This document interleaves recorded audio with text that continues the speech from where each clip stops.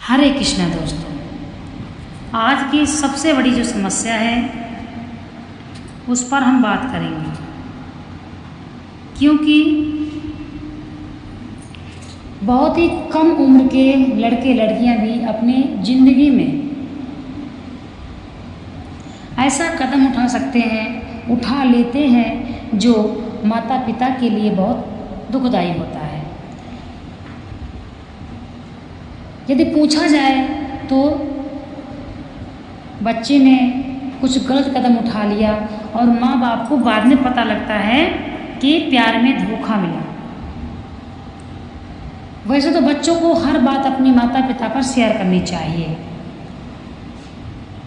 प्यार में धोखा मिलने पर पहले खुद को स्वीकार करें और अपने भावनाओं को महसूस करें, फिर अपनी भावनाओं को व्यक्त करने की किसी से बात करने या लिखने की कोशिश करें। हम यह इसलिए बतला रहे हैं क्योंकि इस घटना से बहुत से कम उम्र के बच्चे भी हानि पहुंचा रहे हैं अपने को और दूसरे को। तो ये आध्यात्मिक ज्ञान है, ये मत समझिए, ये भी एक आध्यात्मिक ज्ञान है। जब भी अपने पर संकट आता है, दुख आता है, कुछ ऐसी बातें होती हैं जो हम किसी से शेयर कर सकते हैं और कुछ ऐसी बातें होती हैं जो हम किसी से शेयर ही नहीं कर सकते हैं। छोटी उम्र के बच्चे, 14-15 साल के बच्चे भी ऐसा कदम उठाते हैं जो अपने को स्वयं क्षति पहुंचाते हैं, और जब बाद में माता पिता को मालूम पड़ता है तो बात यह होती है कि प्यार में धोखा मिला। खुद को व्यस्त रखें, कुछ नया करें और पुरानी यादों से दूर रहने की कोशिश करें। यदि किसी के भी साथ ऐसी समस्या चल रही है, हमारे पास बहुत से ऐसे कमेंट्स आते हैं, तो क्या करना है, अपने को खुद को व्यस्त रखना सीखो। अपने लिए जियो, अपने लिए सोचो। दूसरे के लिए ना ही जीना है ना ही सोचना है। किसी को इतना दिल में नहीं बसाना चाहिए कि उसके बिना जीना मुश्किल हो जाए, उसके बिना ज़िंदगी ख़त्म करो। यदि आप अपनी पार्टनर के साथ रिश्ता जारी रखने का फैसला करते हैं तो एक दूसरे की भावनाओं को समझना चाहिए। खुद को और अपने साथी को कुछ समय दें। भावनात्मक रूप से अवसेद चर्चाओं से बचने की कोशिश करें। अपनी भावनाओं को स्वीकार करें। यदि हमारे पास ऐसे बहुत से दुखी हैं जो हमें प्रश्न करते हैं इसी मामले में, धोखा मिलने पर दुख है, गुस्सा या निराशा महसूस करना स्वाभाविक है। इन भावनाओं को दबाने की बजाय उन्हें स्वीकार करें और महसूस करें। स्वीकार करें, महसूस करें और आगे बढ़ें। किसी विश्वसनीय दोस्त, परिवार के सदस्य या काउंसलर से बात करें। लिखने की आदत डालें। अपने विचार और भावनाएं डायरी में लिखें। सबसे बड़ी बात है, अपने को व्यस्त रखना चाहिए। कुछ नया करें, जैसे कि कोई नया हॉबी शुरू करना या अपने दोस्तों के साथ बाहर जाना। क्या होता है, दिमाग को उस चीज़ से हटाना होता है। दिमाग को उस चीज़ से हटाना है। ऐसे स्थानों या चीज़ों से दूर रहें जो आपको यादों में लाए, और हो सके तो बात करें। अगर आप रिश्ता जारी रखने का फैसला करते हैं तो अपने पार्टनर के साथ ईमानदारी से बात करें। अपनी भावनाओं को व्यक्त करें और उन्हें भी अपनी बात कहने का मौका दें। समय दें। खुद को और अपने साथी को ठीक होने के लिए समय दें। माफ़ी मांगने और माफ़ करने का विचार करें। हम ये वीडियो इसलिए शेयर कर रहे हैं क्योंकि काफ़ी हद तक नुकसान इसी वजह से हो रहा है।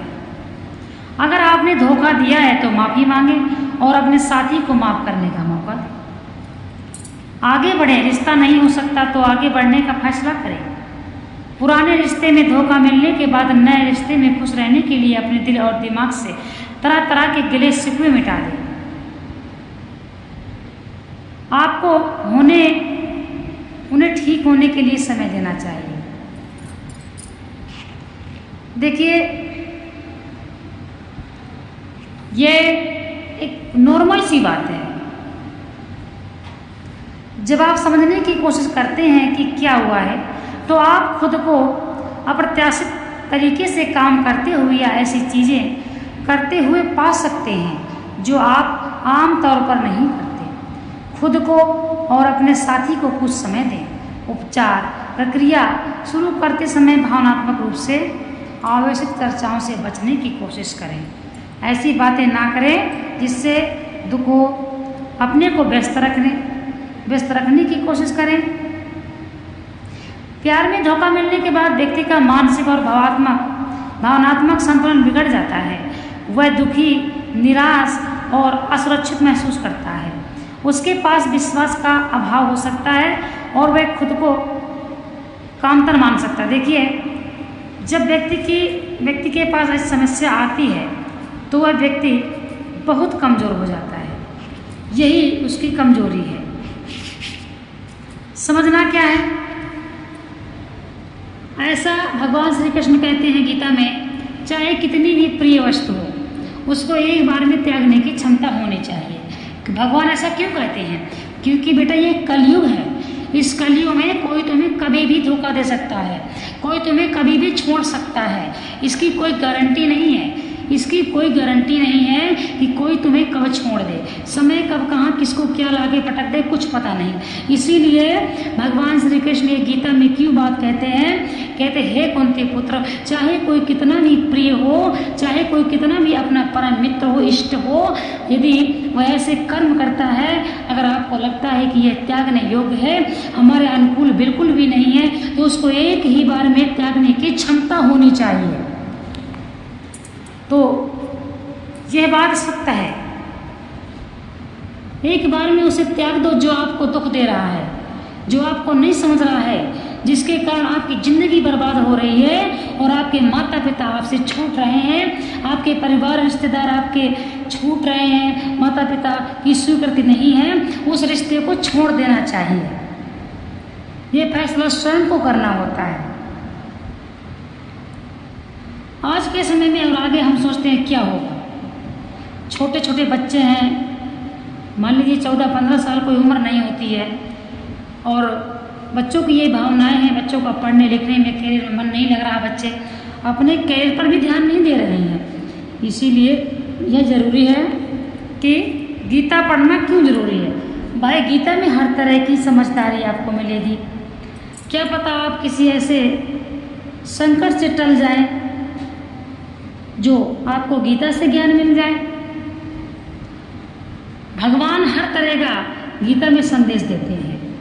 हर तरह के संकट से छूटने का संदेश है गीता में। गीता का जो ज्ञान है उसका अंत नहीं है, अनंत है, अखंड है गीता। भगवान श्री कृष्ण का मुखारविंद है। इसलिए गीता पढ़िए और जो हमने बताया उस पर ध्यान दीजिए। यही खास बात है।